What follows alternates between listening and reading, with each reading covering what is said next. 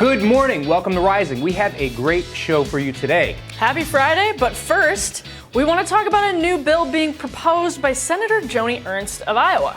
It's designed to prevent federal funding from going to any organizations until they provide answers on where and how the taxpayers' money is being spent. I was at a sort of huddle with Senator Ernst and some other reporters this week, and I asked her if we would have known about EcoHealth's funneling of money to the Wuhan lab if it weren't for the pandemic, to which she replied that it was doubtful that we ever would have known that this money was going to the Wuhan Institute for Virology.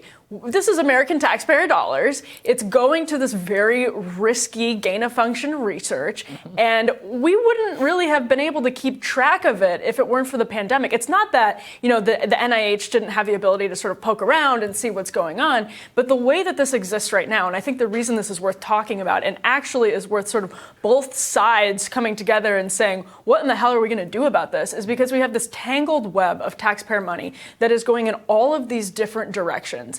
All of these different grants are being doled out here and there to the point where oversight is borderline impossible. And so we still don't know how much money went there. We know it was, I think, at least $600,000. The senator said yesterday, actually, or the day that I talked to her, she said it actually could be much, much more than that.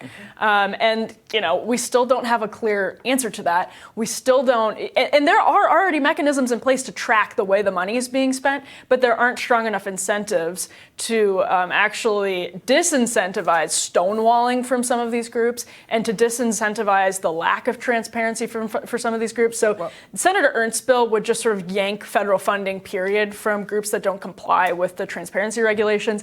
I don't know if that actually addresses the problem. I think it's probably a step in the right direction, but at the end of the day, I mean, there has to be a way for us to keep better track of where the hard-earned money of people around the country is going, let alone to these super risky high-risk laboratories in foreign countries that we have a hard time conducting oversight over on our own. Yeah, I couldn't agree more. And look, I think it's interesting what her piece of legislation seems to do, which is front end some of that approval process as opposed to track it on the back end. It's like on the front end, you have to show us exactly where this money is going to be spent, how it's going to be spent, instead of us, like you said, sending so much money out in so many different directions that it is nearly impossible to track down. And by the time 600,000 or more has gone to a Wuhan lab that may have helped create the virus, a worldwide global pandemic, it's too late. The money's gone. It's lost in the bureaucracy. And look, you brought up an excellent point, and it's that the hard-earned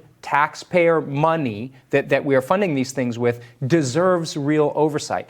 For too long, people have made hay off of getting these government contracts that people have talked about, before that, are just egregious, right? Mm-hmm. And it's all because there isn't adequate oversight here. I think it's really interesting. While I disagree with Joni Ernst on many, many things, the proper spending of taxpayer money and where we could dedicate some of those resources more efficiently for the American people, I do agree with. And so it's an interesting take. Yeah, and whether or not we end up finding out that, this virus came from a lab leak, whether or not we find that out, right now, what we do know is that there was money we basically had lost track of because the oversight mechanisms weren't strong enough, and it was going to something that was questionable at best. And so, by the way, we don't know how much people like Anthony Fauci himself knew about where this money was. We still don't have enough information on whether he knew that it was being used in this super risky way. And the failure to comply is just unsettling. It should be unsettling because this is happening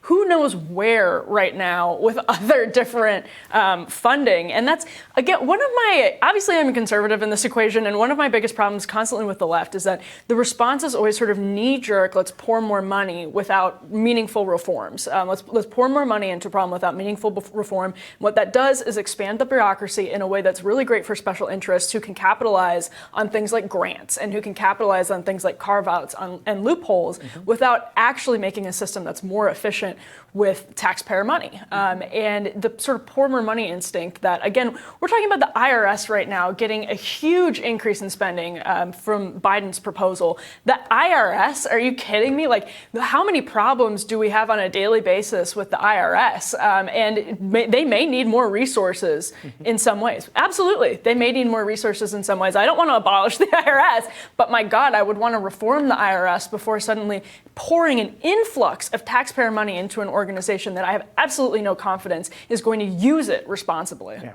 Well, IRS notwithstanding, I think, businesses building and constructing themselves around things like the giant subsidies that enable them to avoid paying taxes in the first place while they don't pay workers enough is really a huge problem. And I think a great number of things have changed because of the pandemic.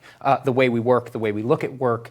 And now, as we approach how we fund things, this is a good change. I think the hybrid workplace in many cases is a really good change. And if we're able to better spend taxpayer money to more efficiently help the American people, good. And I don't care that it came from Joni Ernst. I wouldn't care if it came from Bernie Sanders on the other side. I'm just happy that it's there and we're talking about it and that we can move towards a solution that helps us kind of better track what we're doing with our hard-earned taxpayer money. Yeah, and that's the point at the end of the day. Like, let's track it better. Let's at least know where this is going, because it may sound like a conservative cliche, like when people sort of wax poetically about the taxpayer and about taxpayer dollars.